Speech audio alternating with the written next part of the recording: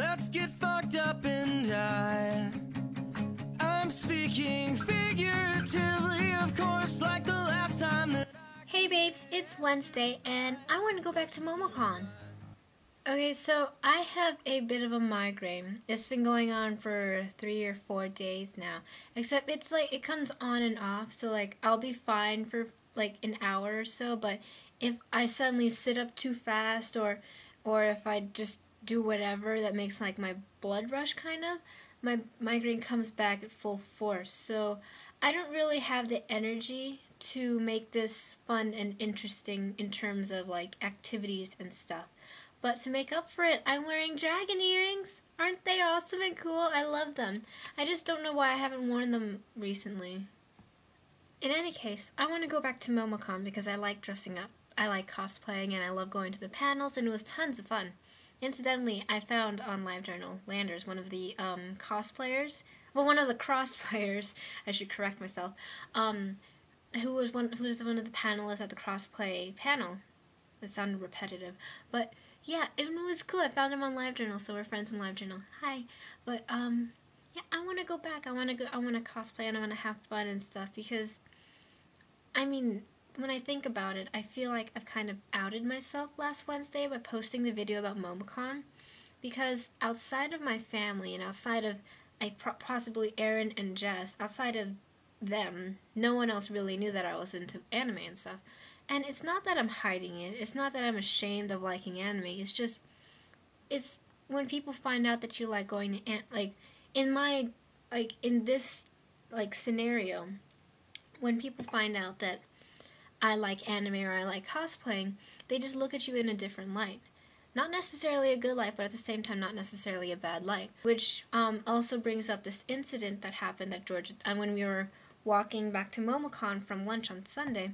We were walking past these frat houses, and these, I guess, stupid drunk frat boys were, I guess, watching us from the roof, and they were chanting "cosplay freaks." And I wasn't bothered at it by all. I was actually pretty amused. I thought it was funny, mainly because I don't really give a crap about what they think. But it felt like some of my friends were like, I guess they felt like awkward. You know that awkwardness you feel when people make fun of you and you don't want them to? And it was just, it really put into perspective what Heather meant when she said that at conventions, the people who feel like they don't belong do.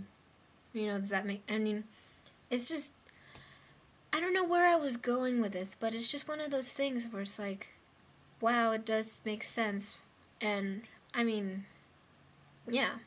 I myself don't actually understand why I don't really tell people that I like anime. And it's not that I'm ashamed of it, it's not that I'm hiding, it's just, it doesn't come up in conversations. And, I mean, not even my best friend Lasso knows, and I've known her for like, probably since before high school, like 7th, 8th grade. And she's one of my best friends, I tell her everything. I didn't even tell, I mean, when I told her last week that I was in downtown Atlanta with my friends all weekend, I didn't tell her I was there for a convention.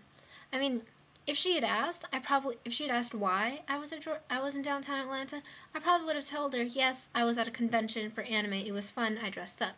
And she probably wouldn't care. But since she didn't ask, I didn't bring it up. I didn't tell her. And I don't know why. I mean, I'm not afraid to tell my best friend what I'm into and what I like. But, I don't know, it's kind of hard to describe.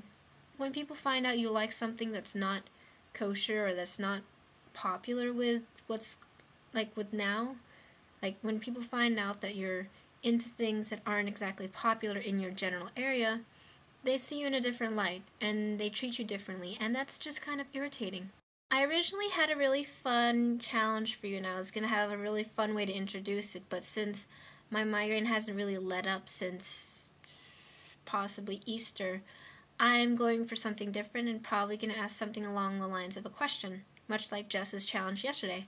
So, with my Day of Doom, and sorry, there's no Kakashi cosplayer with us to help, I want you guys to tell me what your guilty pleasure is. And if you don't want to tell us what it is, it's fine.